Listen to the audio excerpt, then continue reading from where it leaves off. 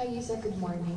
Ma'am, ang sabi po ng Pangulo, he will allow the Independent Commission to have all the powers it needs to prosecute those involved. Gaano po kalawak yung powers na sinasabi ni Pangulo po?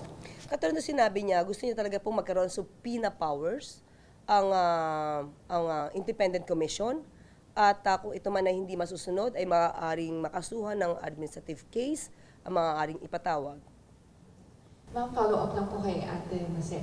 Ma'am, ang sinabi rin po ng Pangulo na he will spare no one at hindi niya papayagang makalusot kahit pakaalyado niya. If in case po na na-substantiate ng mga Diskaya yung claims nila linking House Speaker, ano po yung gagawing hakbang? Huwag natin i-isolate no, na si Speaker lang. Marami kasi siyang binanggit.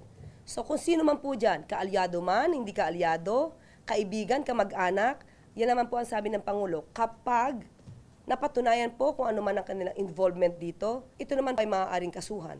Hindi po ito palalagpasin ng Pangulo.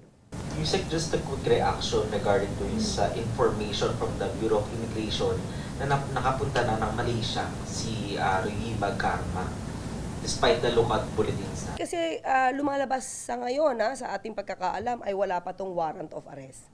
So kung lookout bulletin, hindi po talaga natin mapipigilan ang sino mang magbiyahe dahil meron po silang karapatan yung tinatawag nating freedom of movement.